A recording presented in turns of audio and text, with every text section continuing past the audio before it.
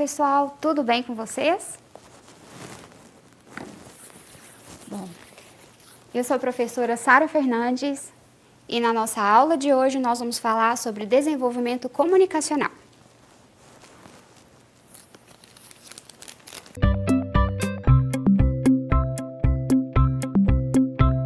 Bem, essa aula de hoje foi planejada em conjunto com a professora Maria Isabel Vieira e será ministrada por mim, ok? O nosso tema da aula é desenvolvimento comunicacional e nós vamos verificar as influências da modernidade na comunicação. Você já parou para pensar na forma que nós nos comunicamos? Já parou para pensar se nós precisamos de algum facilitador para a comunicação? E também, será que a gente sempre conversou assim? Como nós falamos agora? Já pensou se a gente sempre falou ou não? Né? Nós vamos pensar sobre isso nessa aula de hoje, ok?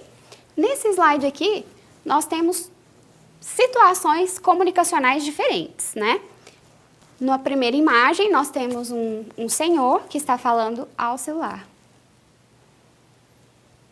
Então, de alguma maneira, ele está usando um instrumento que facilita a sua comunicação com uma pessoa que provavelmente está distante dele.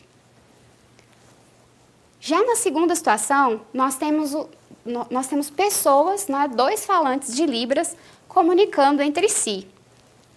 Nesse sentido, eles não estão usando instrumentos, mas, diferentemente de muitos de nós, estão usando as mãos e expressões corporais ao invés da voz.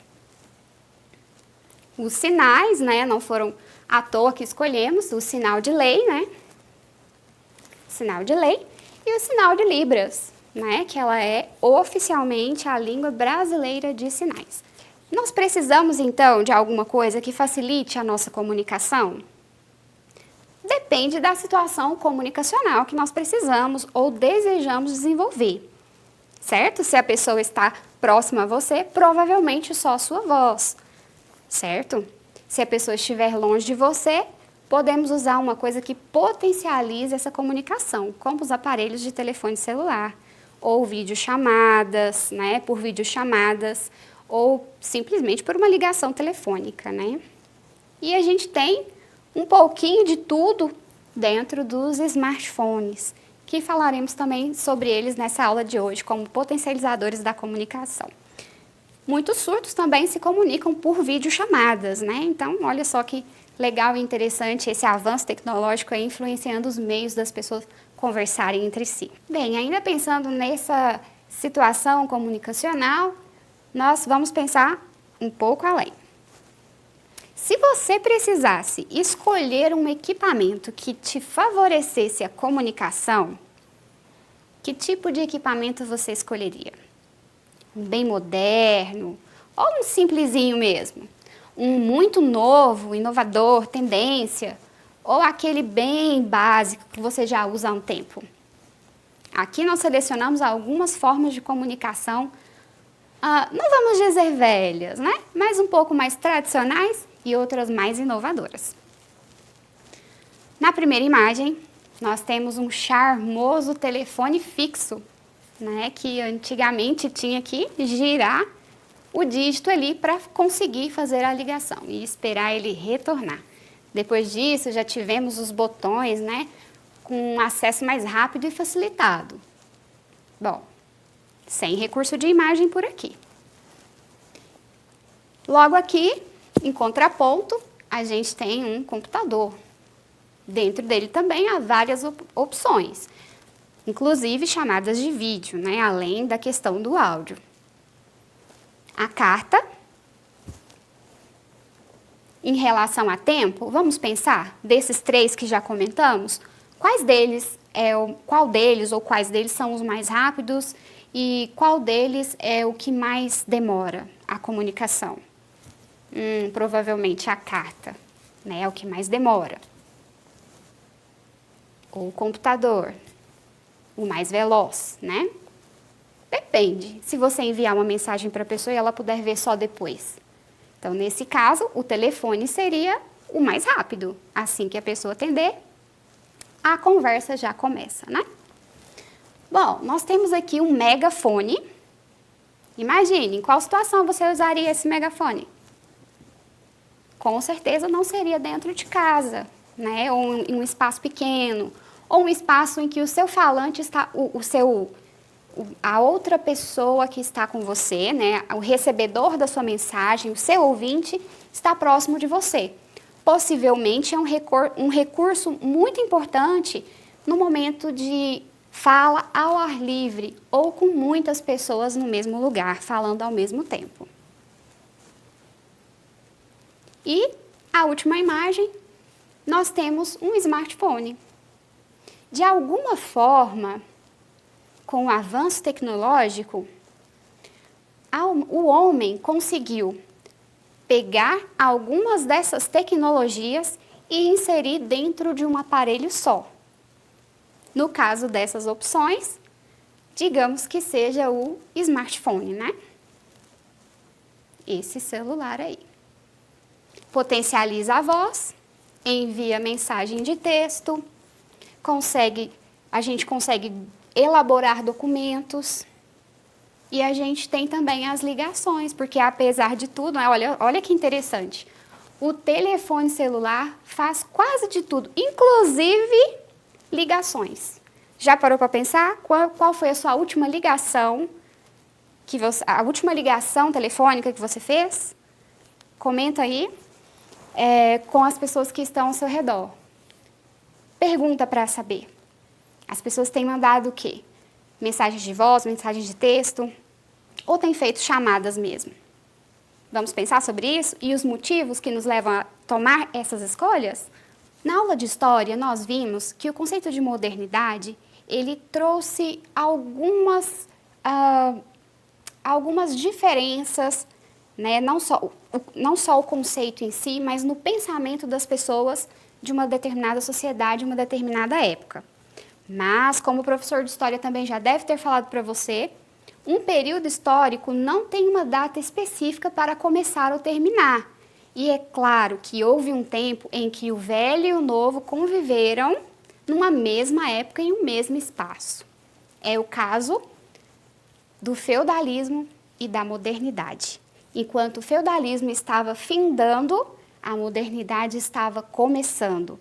Mas nenhum deles precisou morrer para que o outro nascesse, não. Houve um período em que os dois conviveram juntos. Vamos verificar? Então, agora nós vamos pensar. Colocamos aqui algumas questões para a gente refletir. Falando de coisa nova, inovação. O novo fica sempre novo? Pensando em tecnologias não muito inovadoras. O lápis que você usa e provavelmente está usando agora para estudar, nesse momento que assiste essa videoaula, esse lápis, ele é novo ou ele é velho? Temos duas formas para pensar. Quando você comprou esse lápis, ele realmente era novo. E com o passar do tempo e o seu uso, ele foi ficando velho, ok? Mas vamos pensar, o lápis é um recurso de alta tecnologia ou de pouca tecnologia? Você está achando que o lápis não é um recurso tecnológico? Ele é sim. Já pensou se você tivesse que usar o carvão para escrever no seu caderno? Então vamos valorizar as tecnologias que são antigas aí, mas ainda continuam nos servindo muito bem. Pensando aí em coisa velha. Olha só essa palavra e a entonação vocal que a gente oferece quando a gente fala essa palavra, né? O velho. A gente parece que dá um tom ruim, como se a coisa já não servisse para mais nada. Vamos pensar sobre isso. O velho já foi novo um dia? Parece meio óbvio, né? Mas, será que já foi? Já teve seus tempos de glória também? Vamos pensar. Agora uma reflexão importante, que geralmente os pais fazem muito para os filhos. Tudo que é novo é bom? Ou é melhor?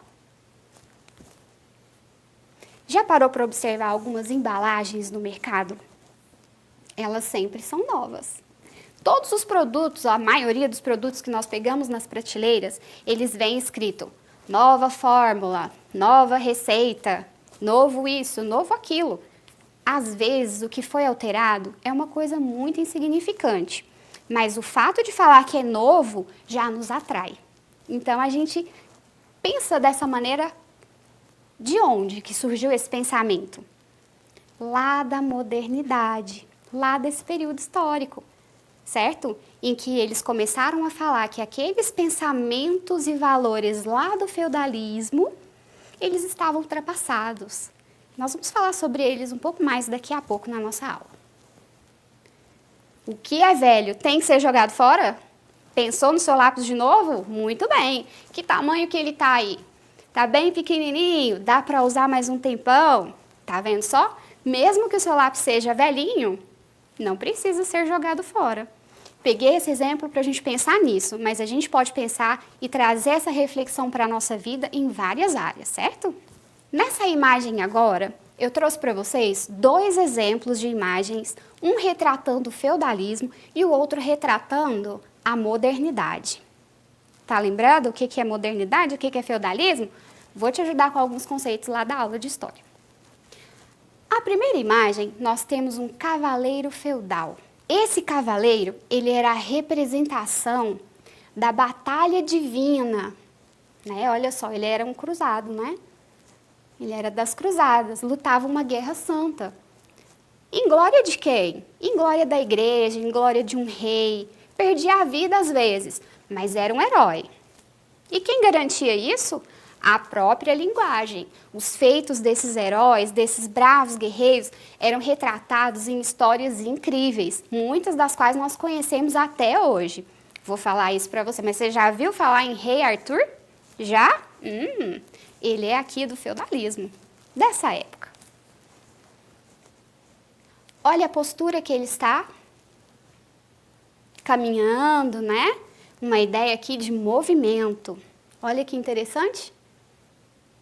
Roupas rasgadas, né? Na ponta. Estava batalhando. Olha que ombro largo, braço forte. Olha que interessante. Isso era muito glorioso. A maioria das pessoas desejavam muito isso, principalmente as que eram do sexo masculino, porque às mulheres não era dado o direito de entrar nessa cavalaria, nos exércitos. Elas não podiam participar disso não, certo? Bom, agora nós vamos explorar um pouco a segunda imagem. Na segunda imagem, nós temos um retrato da burguesia. O que era essa burguesia, né? Bom, lá no feudalismo a gente tinha o senhor feudal e a gente tinha o rei. Mas, com a chegada do capitalismo, as pessoas começaram a querer dinheiro, além de fama. Ser herói era bom, mas, afinal de contas, não pagava muito as contas, né? E também não proporcionava outras coisas que as pessoas queriam. Por mais que os cavaleiros e eles tivessem pouso garantido, cuidados da população, não era a mesma coisa. A burguesia, então, começou a verificar que, com a posse do dinheiro, eles podiam fazer coisas diferentes, além das trocas. E agora vamos fazer uma comparação das vestimentas. Aqui a gente já tem a presença feminina, olha que interessante. Mas, inicialmente, vamos comparar as figuras masculinas.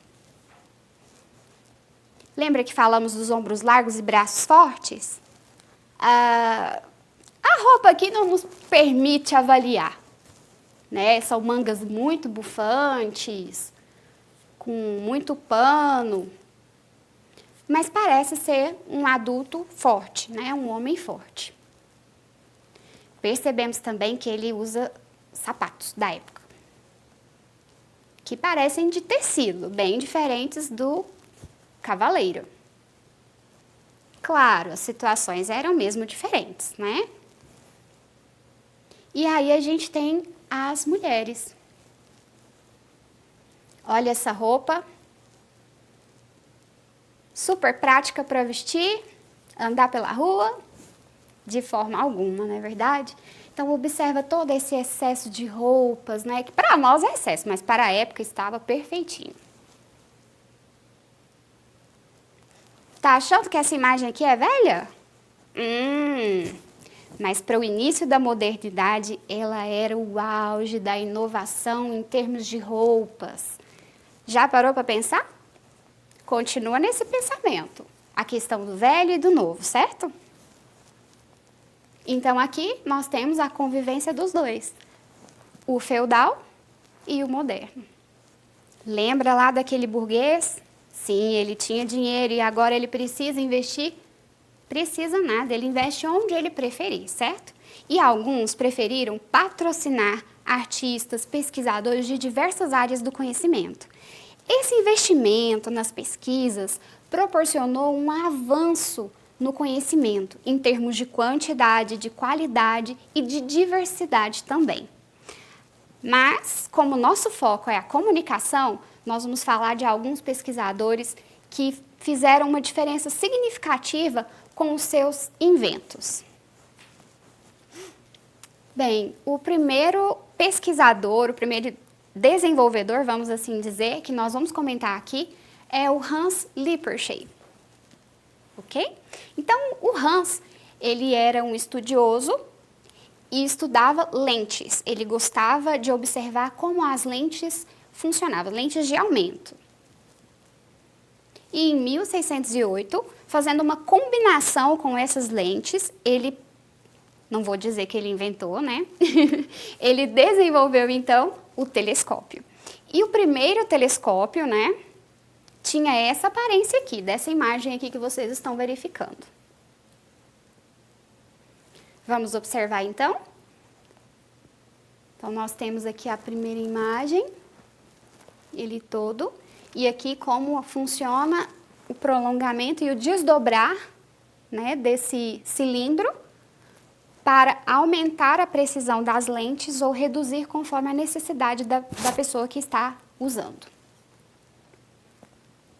A partir desse primeiro telescópio, outros foram sendo criados. Inclusive, esse estudioso, Hans, ele precisou provar que era mesmo o criador do telescópio, porque vários outros modelos foram surgindo na mesma época, né? E algumas pessoas pleitearam, né, o fato de ter criado o primeiro telescópio. Mas essa honra, vamos assim dizer, é do Hans. Percebeu a diferença? Como as pessoas queriam ser lembradas na modernidade, como elas queriam ser lembradas lá no feudalismo? Vamos continuar. Outro estudioso e pesquisador que também fez muita diferença nas navegações foi John Harrison. Em 1761, ele desenvolveu um relógio. E aí você pensa, né, o que um relógio tem a ver com a navegação?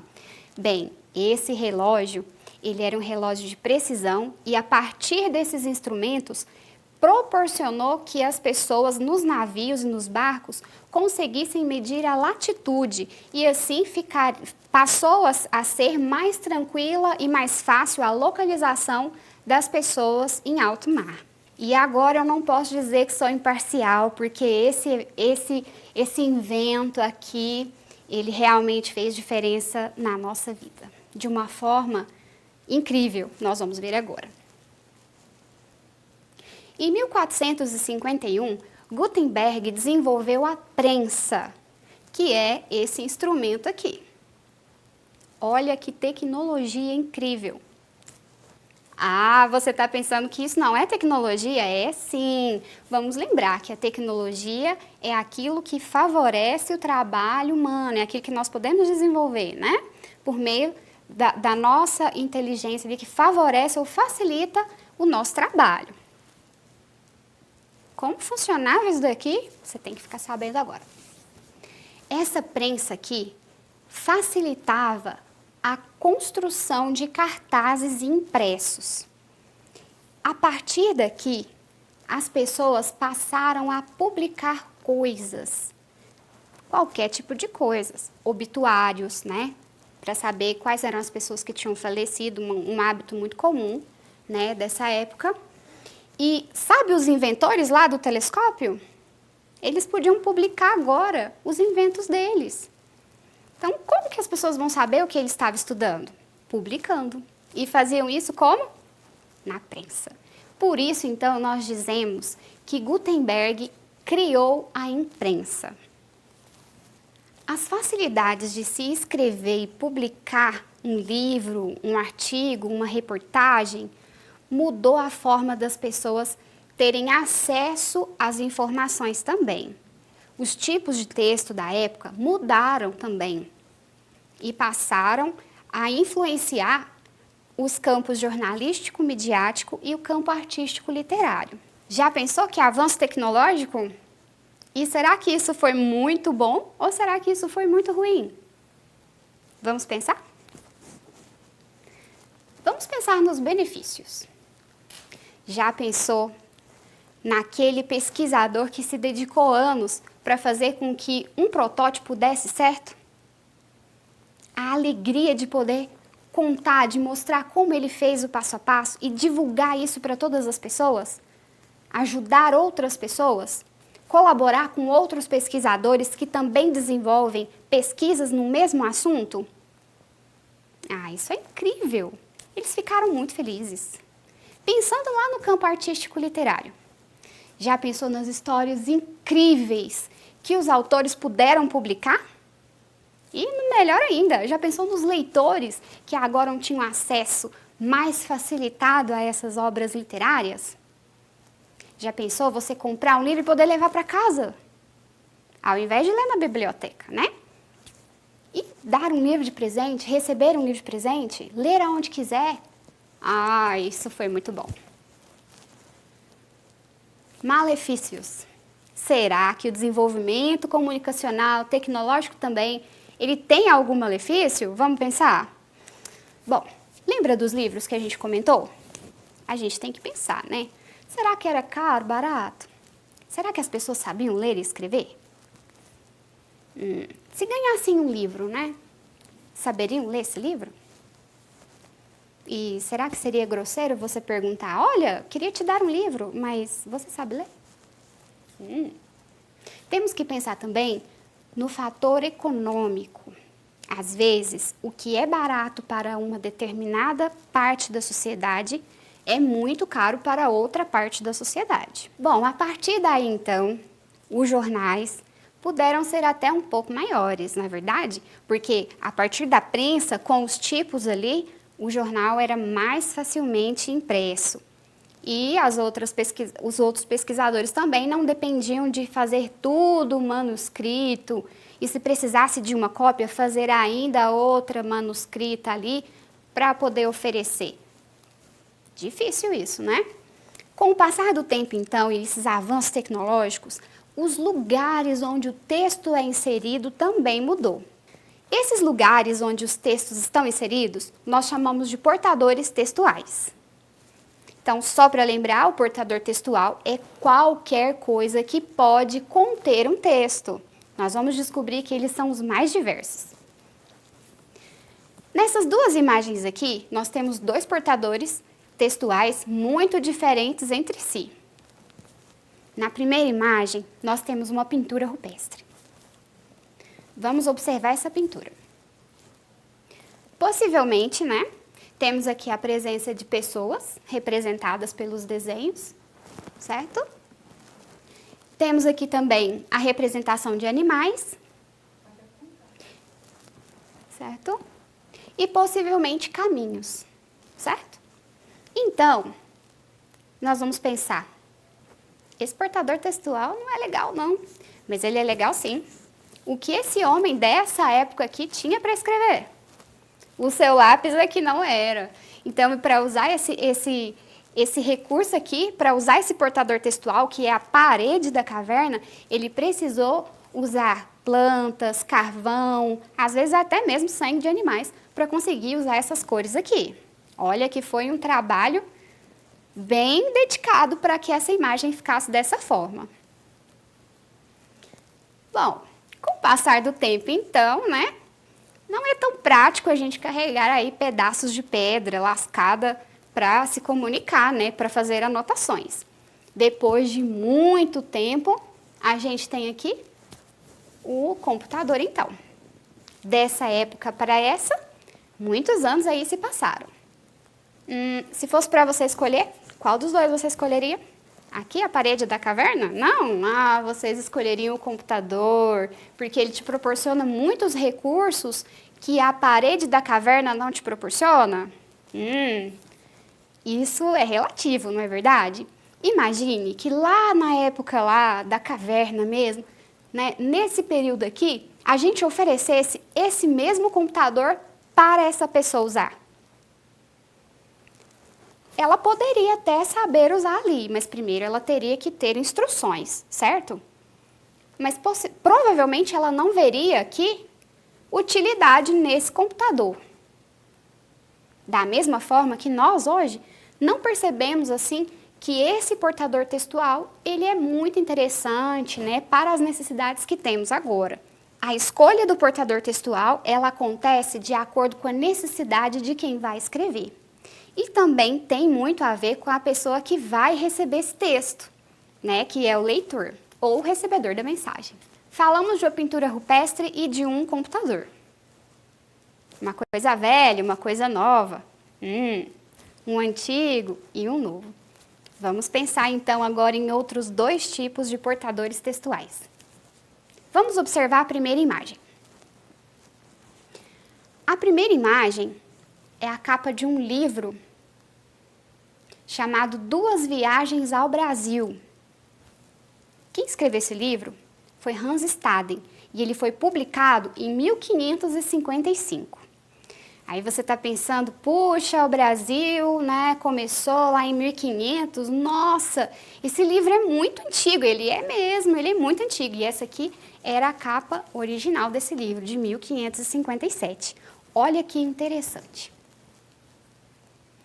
Vamos observar as imagens que tem? Bom, a parte verbal aqui, né, o nosso curso rápido aqui de uma nova língua estrangeira, né, diz que é duas viagens ao Brasil. Ok, mas brincadeiras à parte, vamos observar o texto imagético, ok? O texto não verbal. Nós temos, então, um indígena com uma roupa indígena bastante interessante. Ela é toda emplumada, bastante grande. Ele segura um instrumento que nós não sabemos exatamente qual é, porque a qualidade da imagem realmente não nos permite compreender. E nós temos uma outra pessoa, um outro personagem, segurando um bastão. Ele é ligeiramente calvo. Ele é um pouco mais gordinho que o indígena. E ele tem barba. Então, ele não é indígena, não. Geralmente, os indígenas retratados, né, pelo que a gente tem, são indígenas sem barba. Possivelmente é o Hans, certo? Então, o livro vai contar para nós das duas viagens que Hans Staden fez ao Brasil, em 1555.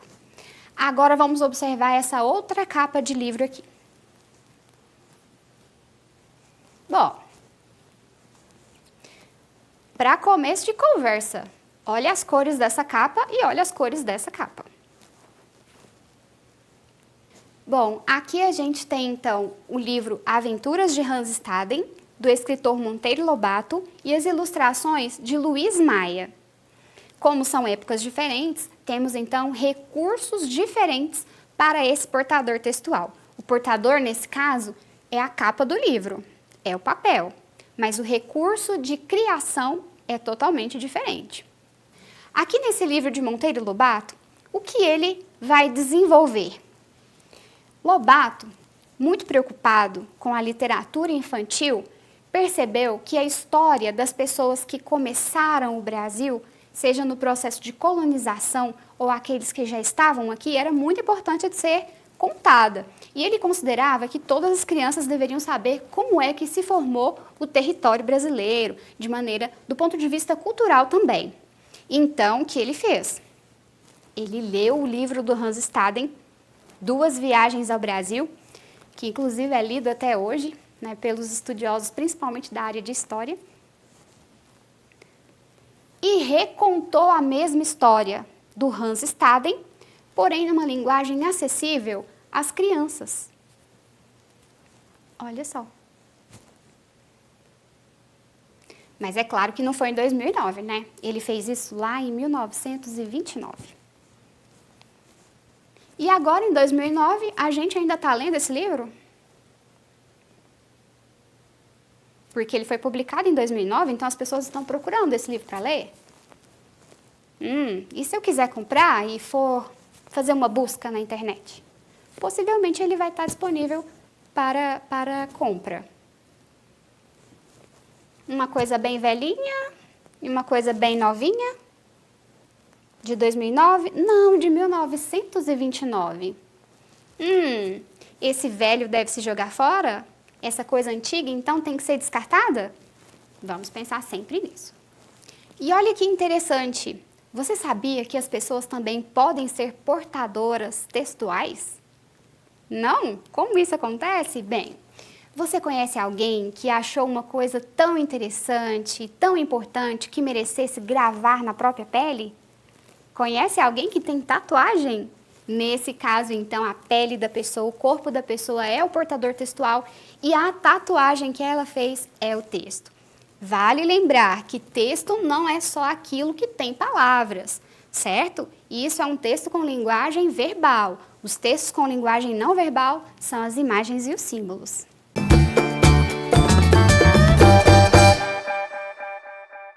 Nessa aula, vimos como a modernidade e seus ideais de desenvolvimento científico, promovido por pesquisadores desse período, proporcionaram aceleração da construção do conhecimento, da cultura e sua disseminação, não dependendo apenas da oralidade como fonte de saber. Na aula de Geografia, você vai compreender como a modernidade influenciou a formação do território e do povo brasileiro. Os avanços tecnológicos do mundo moderno favoreceram as grandes navegações e alguns exploradores das novas terras para além da Europa publicaram as suas experiências e aventuras vividas nas Américas. Um deles é Hans Staden, que nós já comentamos, e a história dele você vai conhecer um pouco mais a fundo na nossa próxima aula. Eu trouxe essas duas capas para nós pensarmos na contribuição de povos diferentes dos indígenas que aqui já estavam, né, antes desse descobrimento ou dessa colonização brasileira, antes da chegada dos colonizadores aqui. Nós temos a contribuição dos povos europeus, aqui com a representação de Hans Staden, e aqui nós temos o conto africano, para lembrar a contribuição que os povos africanos trouxeram para nós, para a nossa língua também. Pessoal, espero que vocês tenham gostado dessa aula de hoje e fiquem atentos para as atividades do portal. Sempre que você assistir uma videoaula, corra para fazer as suas atividades, porque assim você vai aprimorando e exercitando esse conhecimento que você está adquirindo, ok? E para você que não tem acesso à internet, você pode buscar as atividades lá na escola, estão disponíveis para você. Não deixe de fazer as suas atividades. Bem, pessoal, obrigado pela companhia de vocês e até a nossa próxima aula.